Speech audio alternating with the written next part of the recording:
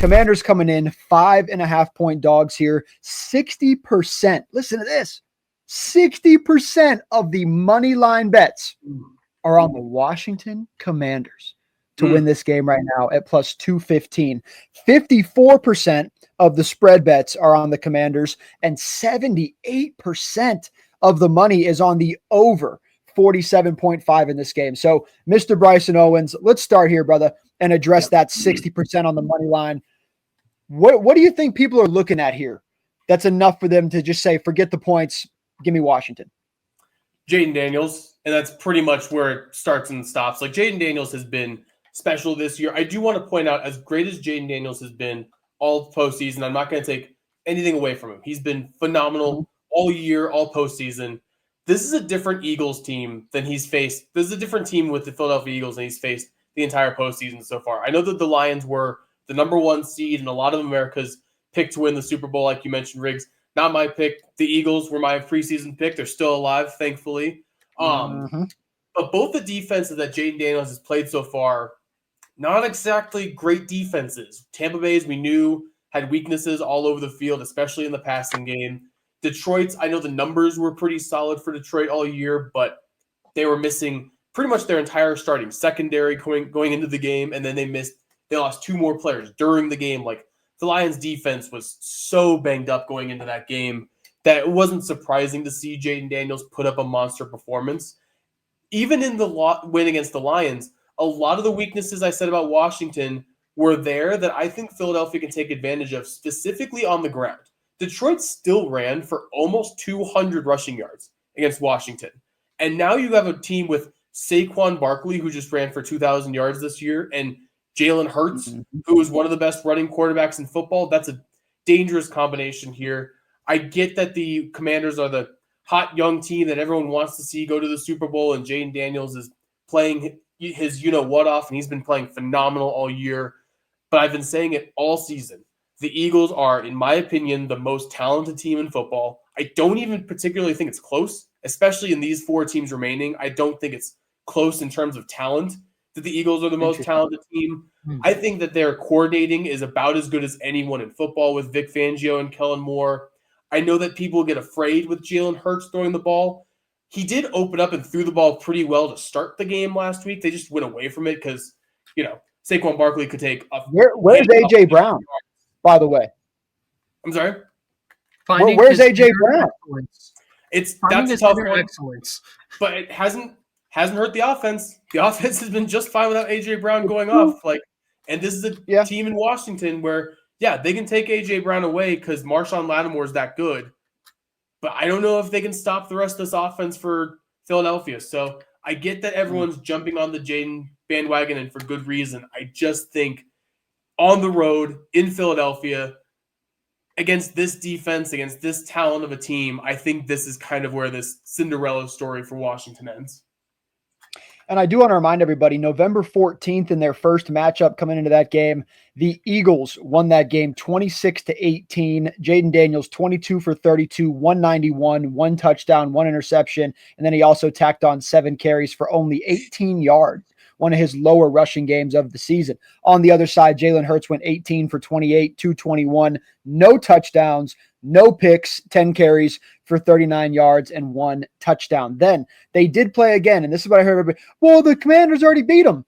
Shout out Kenny Pickett, though. Jalen Hurts got hurt in that game, and in that game, first of all, the Eagles had 21 points in the first quarter. So let me just remind everybody, even though the Commanders won, the Eagles came out flying. Jalen Hurts in that game 1 for 4 for only 11 yards, 3 carries for 41 yards, and then he got hurt. Then Saquon Barkley said, don't worry, brother, I got this. 29 carries, 150 yards, 2 touchdowns for Saquon in that game, rushing as well as Kenny Pickett going 14 for 24 for 141, 1-1. So with all that said, Mr. McClintock, Commanders take game 2. I want to real quick point out while you're talking about that game that the Eagles did lose to Washington, a part of that game, Devontae Smith dropped the easiest catch of his career on, I believe, a 4th down play that would have iced the game, and the Eagles would have walked away winners without Jalen Hurts in that game. And Devontae Smith, who never drops a pass, dropped one miraculously for Washington. So even in that game, it took a little bit of luck and Jalen Hurts going out with an injury for Washington to come away with a victory in that game. Yep. And just to tap on that really quick, Devontae in that game, 6 catches for 51 yards. And A.J. Brown did show up the last time that these two teams played. He had 8 catches for 97 yards and a touchdown, averaged 12.1 yards per catch. So with all that said, Mr. McClintock, do you think do you think Bryson is onto something here, that this is just a game where the Commanders finally get outclassed? The Eagles, Saquon's balled against them. Jalen's played well against them. AJ's played well against him, who hasn't been playing well. Devontae, is there too much firepower here for the Commanders to handle? You're not even talking about their defense. We're asking all these questions, and we haven't even gotten to the defensive side of the ball. I know. That's what's the alarming thing with this situation, because Philadelphia, for everything that they have done right, it's been a lot on this defense as well, especially Jalen Carter just being an absolute monster, especially in those last 2 plays where you would think if you're the Rams, who would be the one guy that you want to block before anybody else on that defensive line? Let's go with the number 9 overall pick that's 320 pounds and can run like a flipping freight train. But no, we're going to let him run free on Matt Stafford. Yeah, how will that work for you, LA? I'm sorry. You got to go back home. Hopefully everything is okay back in Los Angeles for you and your families there. Amen. But for Washington, I think there's a lot that is trending in the right direction, but it is a lot leaning on the arm and on the legs of Jayden Daniels, and I just don't know what that Washington offensive line is going to look like. Sam Cosmi, he was lost for the season with an ACL tear, so how many different situations, how many different lineups is Washington going to try to throw out there when you have Philadelphia's defensive line, even their front 7, just absolutely flying around? Quinyon Mitchell, he's questionable right now as we're recording this, but you have to think closer to game time. He's going to find a way to make himself active for this game. He wants to be a decision maker. He did absolutely fantastic coming out of Toledo. He's proven to be everything worth that first round pick. Him, Cooper DeJean, they've just been phenomenal there on the backside. Washington, you've got to find some other way rather than Jayden Daniels having to wear a super rookie version of a Superman cape here in order for Washington, I personally think, to really stand a chance. But I will give Washington credit. They did also force 5 turnovers against Detroit. Jared Goff, unfortunately, reverted to the Jared Goff we all know. But for Philadelphia, they don't have to throw it because they've got a bad man in that 2-6. And we all saw what he is able to do. And if he's putting up 155 yards, it wouldn't surprise me if in the NFC Championship game, he's going for at least $130 and 2 touchdowns. I just don't think that Dan Quinn and the Washington Commanders, firepower-wise, can stand up to what Philadelphia's defense can bring to the table. I just think it's going to be a little bit too overpowering. I'm leaning for the home Philadelphia Eagles in this game.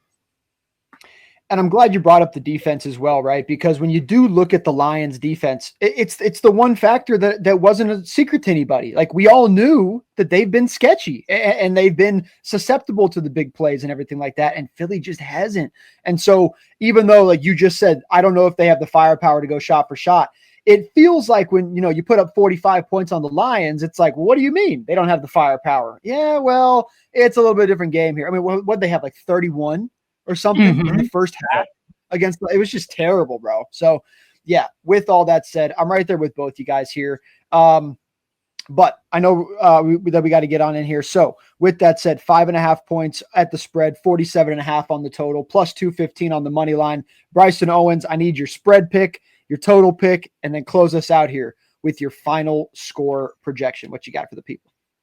I'm going to go with Philadelphia on the spread. I think this is where, if the rookie jitters ever show up for Jayden Daniels, it's going to be on the road in Philadelphia in the NFC Championship game. And I think that the Eagles defense is going to take advantage of that. So I'm going to go Eagles on the spread. I'm going to go on the over, because even with the Eagles defense as great as it is, I think that Washington has enough to put up a few touchdowns in this game.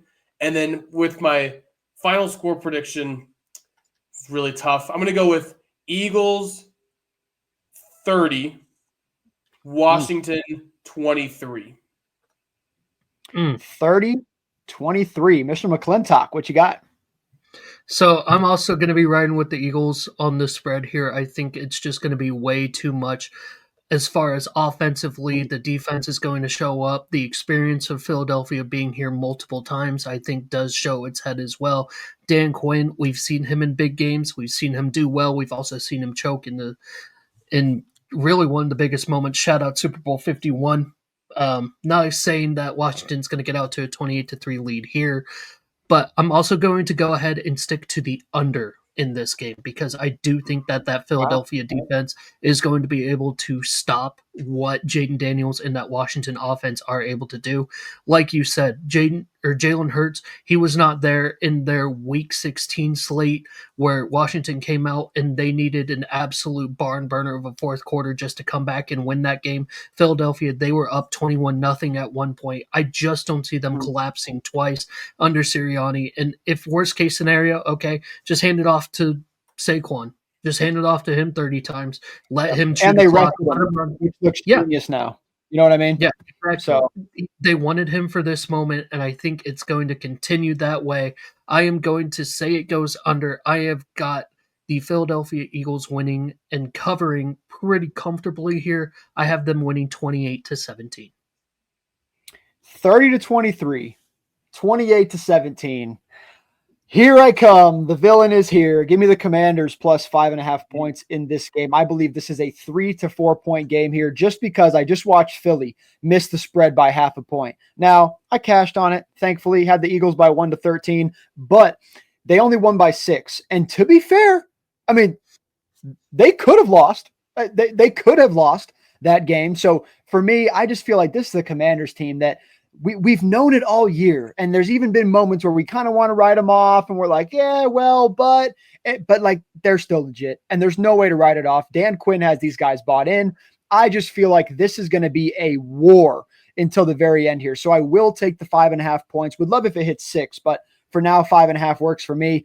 I'm a little bit stuck on this total with it being outdoors in Philly. It's going to be a cold mofo out there in that game. Tons and tons of that. I mean, look, bro, between Jaden Daniels, bro, have you been to Philly, my dog, in January? It's a cold mofo. Once again, it might not be like horrendous, snowing and you can't whatever. But once again, I'm just saying the fact of it's cold and it's a lot of runners. I mean, it's Jaden Daniels, it's Jalen Hurts, it's Saquon Barkley, it's Robinson Jr., it's Austin Eckler. Like, there's just so many running weapons in this game that I'm struggling to get to the over here. I like what Bryson said, but I'm going to lean towards the under here. So give me the under. I don't know. Yeah, give me the under 47.5 here. And then on the money line, that's where it gets really interesting.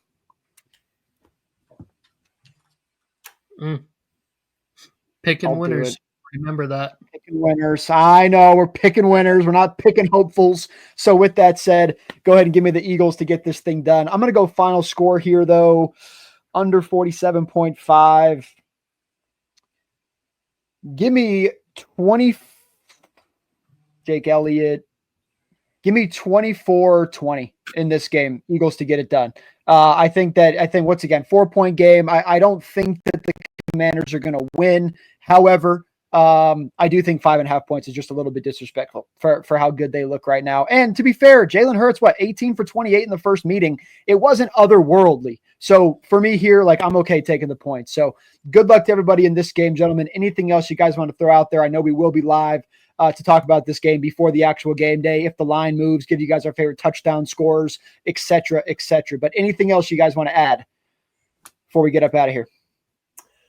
I do want to say as a Broncos fan, seeing Vic Fangio do really well in Philadelphia makes me really happy. I was not a fan of Vic Fangio as a head coach, but his defense was always great here in Denver. And I think it would be, as one of the great longtime coordinators in this league, I think Vic Fangio deserves a Super Bowl ring about as much as anyone in this sport. So I think it'd be really cool to see Vic Fangio, after everything he's gone through in his career, from defensive coordinating to head coaching, what have you. I think it'd be really cool to see him lead a team, go from one of the worst defenses to one of the best defenses into the Super Bowl.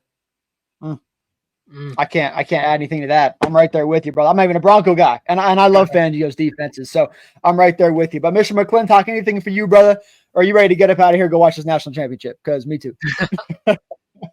No, I think this is just going to be one of the better games that I think that we've seen in a long time. It's only the 5th time in recent history that it's been a division rivalry to determine a championship game. I definitely don't think that this is the one that they expected, but you're happy for Vic Fangio. I am too. But I'm sitting here wondering, what in the hell is that front office for the New York Giants feeling like right now?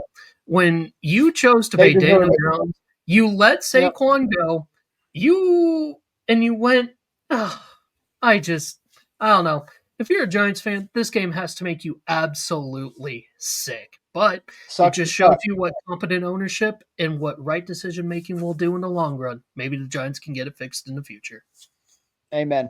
I just want someone to watch Derrick Henry and Saquon Barkley and tell me that running backs aren't worth more money, because it just pisses me off. But anyway, you guys know my take on running backs being underpaid. But anyway, we out here paying Christian Kirk $21 million a year to run down the field and do nothing. But whatever. I don't care. Time to move on through here, guys. Once again, as we always say, do not bet anything that you can't afford to lose. Once again, we got all of our favorite props, interceptions, touchdowns, player props, etc. coming for you guys later in the week as well on our YouTube channel at The Sports Forum. Make sure you're following, and then you guys see our @ right there. Instagram, Twitter at Sports Forum CO. And as always, sportsforummedia.com. Going to have articles up for all the different NFL games, NBA game of the week, NHL, UFC, all you guys. We got you covered. So with all that said, Ian McClintock, Bryson Owens, I'm Riggs Tambro. Good luck to you guys, and we'll see you later this week.